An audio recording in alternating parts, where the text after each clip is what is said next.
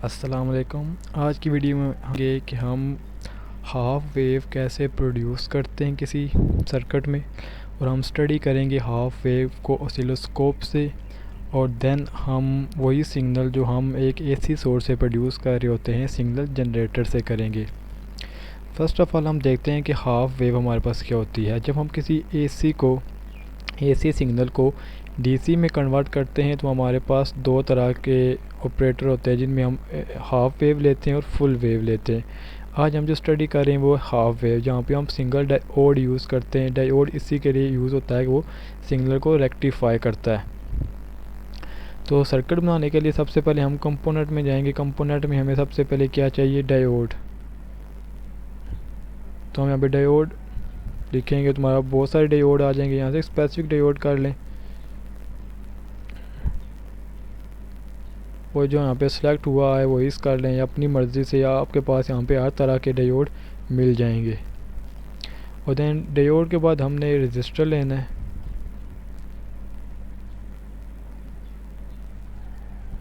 जो कि हम एज अ लोड इसमें यूज़ करते हैं।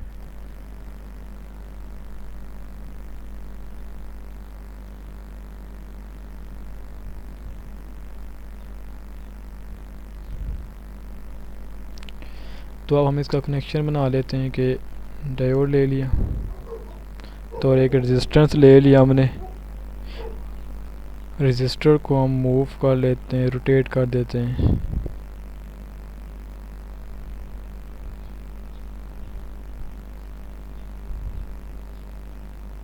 देन इसको आपस में कनेक्ट कर लेते हैं।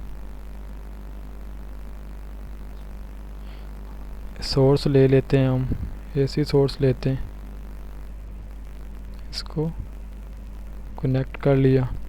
और जब हम इसको ग्राउंड कर लेंगे, टर्मिनल से हमने ग्राउंड लेके इसको ग्राउंड कर लिया, यानी कि हमारे पास अब ये एक सर्किट कंप्लीट हो गया। तो हम इसको वैल्यू दे देते हैं कि एम्पलीट्यूड हम ले लेते हैं 4, और फ्रीक्वेंसी हम ले लेते हैं 4 ही ले लेते हैं, 4 किलोहर्ट्ज़। तो हमारे पास, और हम ऑसिलोस्कोप ले लें ताकि हम इसके सिग्नल को रीड कर सकें।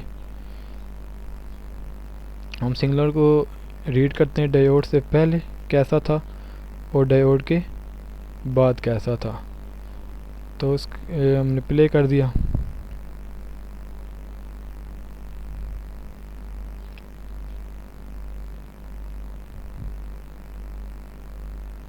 तो हमारे पास ऑसिलोस्कोप में सिग्नल आ गए। तो हम यहाँ से इसके वोल्टेज को चेंज कर लेंगे ताकि हमारे बॉक्सेस की वैल्यू चेंज हो जाए। जो इससे पहले वाली वीडियो में बताया था कि हम ऑसिलोस्कोप को कैसे रीड आउट करते हैं, वोल्टेज और टाइम पीरियड भी हमने कम कर लिया। अब यहाँ पे हमारे पास सिग्नल है, जो हमारे पास चैनल ए पर सिग्नल है, ये हमारे पास डायोड से पहले है, यानी कि हमारे पास एसी सोर्स जो हमारे पास मिल रहा है। तो हमारे पास, और ये जो चैनल सी पर है ये हमारे पास रेक्टिफाई हो, यानी कि हाफ वेव मिल रहा है। तो सबसे पहले हम यहाँ पर भी रीड करते हैं कि हमारे पास कितना वोल्टेज आ रहा है। हमें ये तो पता है कि हमने कितना एम्पलीट्यूड दिया था, फ्रिक्वेंसी दी थी। हम ऑसिलोस्कोप पर कैसे रीड करते हैं एक बार फिर बता देता हूँ। इससे पहले वाली वीडियो में भी बताया था कि हम यहाँ पे ये काउंट, सबसे पहले तो यहाँ पे जो हमारे पास चैनल के नीचे ये जो सर्कल दिया जाता है, हम यहाँ से एक सेट कर लेते हैं कि वर्टिकली बॉक्सेस की वैल्यू कितनी होनी चाहिए। तो हमने यहाँ पे 1 वोल्ट यहाँ पे सेट की हुई है। दैट मीन्स कि जितने भी बॉक्स में ये सिग्नल आ रहा है टॉप से बॉटम तक, तो ये हमारे पास होता है वोल्टेज। तो हम यहाँ पे काउंट कर लेते हैं। हमारे पास ये आ रहा है 1 2 3 4 5 6 7 8। दैट मीन्स के एक पीक से दूसरे पीक तक हमारे पास जो वैल्यू है वो हमारे पास है 8 वोल्टेज। तो अगर हम देखते हैं कि वोल्टेज पीक कितनी है, तो वोल्टेज पीक हमारे पास ये होती है कि एक पीक से दूसरे पीक जितनी वैल्यू आ रही होती है हम उसको 2 से डिवाइड कर देते हैं, यानी कि इसके सेंटर से जो हमारे पास वैल्यू बनेगी वो हमारे पास वोल्टेज की आ जाती है। अगर हम चैनल सी की बात करें तो हमारे पास यहाँ पे सिग्नल कम्प्लीटली रेक्टिफाई होने के बाद, जब ये सिग्नल रेक्टिफाई हो गया तो यहाँ पे देखें हमने इसकी वैल्यू भी 1 वोल्ट कर दी 1 बॉक्स की। तो इसकी काउंट करने हमारे पास दिया 1 2 3 एंड ये 3 की कुछ थोड़ी सी नीचे वैल्यू चली गई है। इसके नीचे जाने की वजह कि हमारे पास जो डायोड होता है उसमें जो पोटेंशियल बैरियर होता है वो 0.7 का होता है ना, तो हमारे पास वो भी यहाँ पे कट ऑफ हो जाएगा। यानी कि हमारे पास अगर यहाँ पे सिग्नल 4 का आ रहा था तो यहाँ पर भी 4 का आना चाहिए था, लेकिन नहीं, यहाँ पे हमारे पास आ रहा है 3.3 का। 0.7 पोटेंशियल बैरियर की वजह से कट गया, तो हमारे पास यहाँ पे आंसर 3.3 में आ रहा है वोल्टेज। अगर आप इसको मूव कर लें, यहाँ पे सेट करके देखें तो आप पता चल जाएगा कि ये सिग्नल ये यानी कि जो टॉप एंड थी वो हमारे पास वो रेक्टिफाई हुई है, लेकिन जो बॉटम था वो वहाँ पे बिल्कुल कांस्टेंट हो गया। हमारे पास वहाँ पे करंट सिग्नल नहीं गया, यानी कि हाफ सिग्नल हमारे पास यहाँ पे कन्वर्ट होके आ गया, डीसी में आ गया हाफ सिग्नल यहाँ पे हमारे पास। ये तो था कि हमारे पास हम किस तरह एक सिग्नल एसी सिग्नल को हमने एसी में डीसी में कर लिया है, वो भी हाफ रेक्टिफायर में।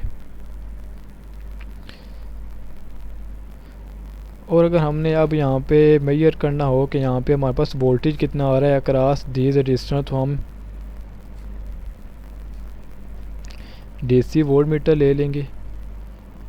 चलिए आप कह रहे हैं एसी सिग्नल, तो हम एसी वोल्ट मीटर ले लेते हैं। अगर एसी वोल्ट मीटर ले लेते हैं तो पॉजिटिव साइड कनेक्ट कर ली, नेगेटिव साइड कनेक्ट कर ली और प्ले कर दिया। तो अब हमारे पास यहाँ पे वैल्यू जो आ रही है वो +1.50 आ रही है एसी वोल्ट मीटर की। और अगर हमने यहीं पर अगर इसकी डीसी मालूम करनी हो कि डीसी कितनी आ रही है, तो उसके लिए हम क्या करेंगे, डीसी वोल्ट मीटर को यूज़ करेंगे। उसके लिए हमने स्टॉप किया, इसे हम डिलीट कर देंगे और डीसी वोल्ट मीटर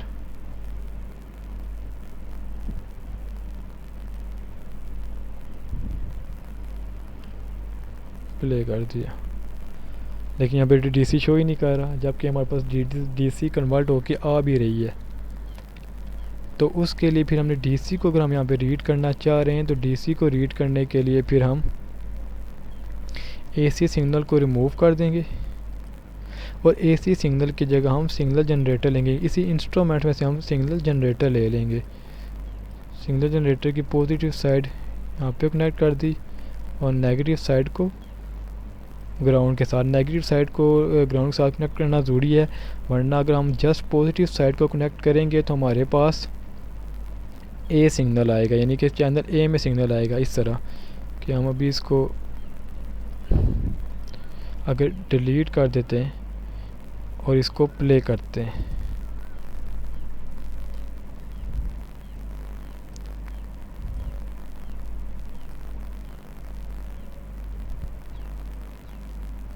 तो ये देख लें हमारे पास जस्ट सिग्नल चैनल ए में सिग्नल आ रहा है, चैनल सी में सिग्नल कोई नहीं आ रहा, क्योंकि हमने वन साइड कनेक्टेड की हुई है। तो उसके लिए हमें दोनों साइड को कनेक्ट करना पड़ता है और प्ले। अब हमने ये देखना है कि हम यहाँ पे सिग्नल को रीड कैसे करते हैं। अब यहाँ पे हमने वोल्टेज और फ्रीक्वेंसी दोनों खुद सेट करने पड़ते हैं। तो यहाँ पे हमारे पास ये रेंज दी जाती है और ये लेवल दिया जाता है।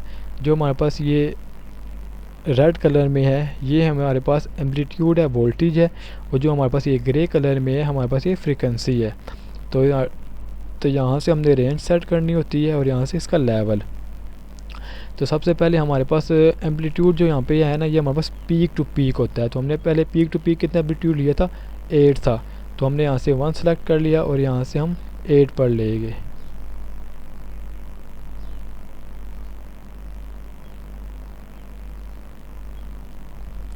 और देन यहाँ से हमने फ्रीक्वेंसी की रेंज सेट करनी होती है। तो यहाँ पे हमारे पास ये मिलियन में है, ये 10 में है और ये देन पॉइंट में आ जाती है।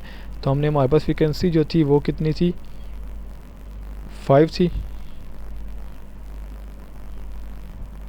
तो हम यहाँ से 5 किलो हर्ट्ज़ थी ना, तो यहाँ से हमने किलो पे सेलेक्ट कर लिया और यहाँ से हम 5 पे मूव करेंगे।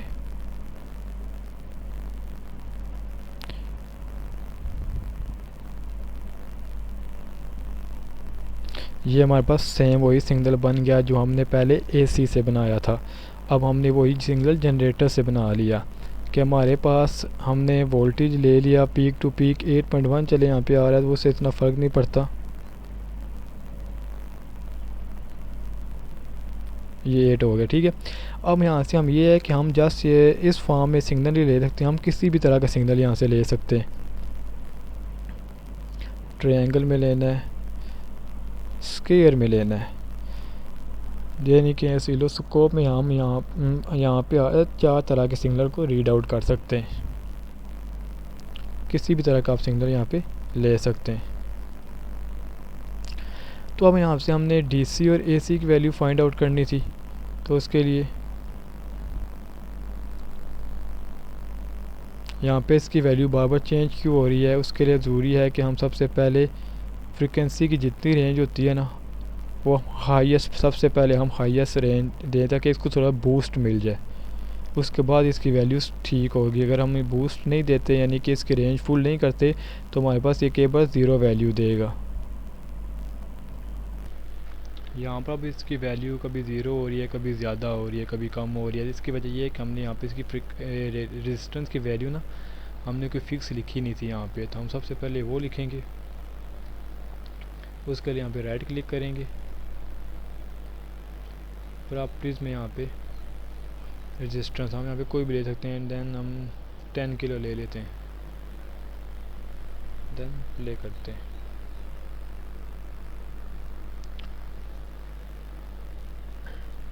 मैंने बताया था यहाँ पे हमें बूस्ट करना होता है ताकि एक बार उसकी वैल्यू आना शुरू हो जाए। एक बार वैल्यू उसकी आना शुरू हो जाए उसके बाद वापस हम इसको वहीं पे सेट करेंगे 5 किलो हर्ट्ज़। तो अब हमारे पास इसकी डीसी में भी वैल्यू आ गई है।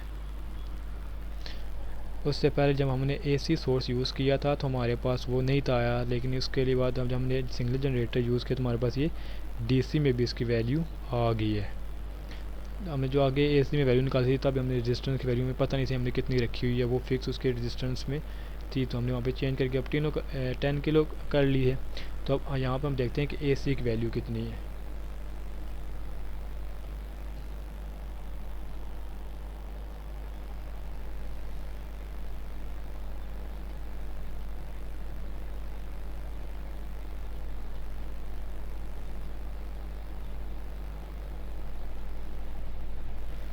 एसी वोल्ट मीटर को हम कनेक्ट कर लेंगे।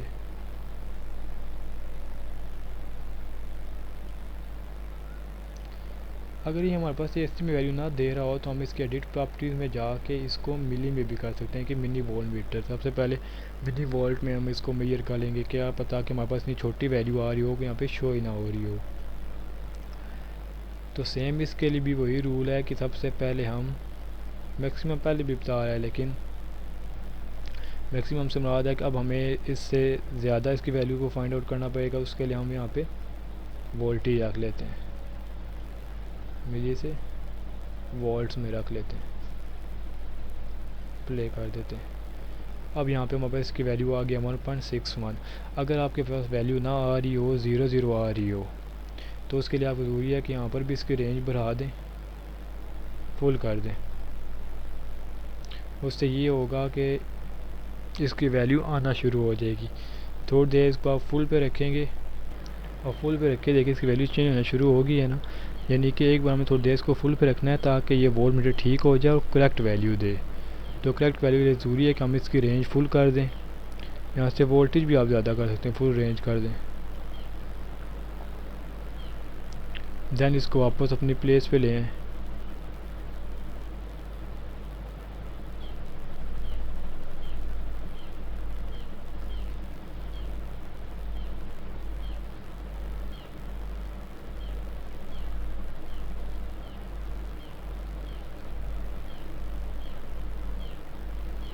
नहीं 5.1 वो हमारे पास उतनी वैल्यू देगा। इससे अगर ये 5, तो इस तरह हमारे पास इसका आंसर आ गया 1.61। आगे जो चेंज हो रहा था बार बार 6162, या आप इसको 61 ही रख लें।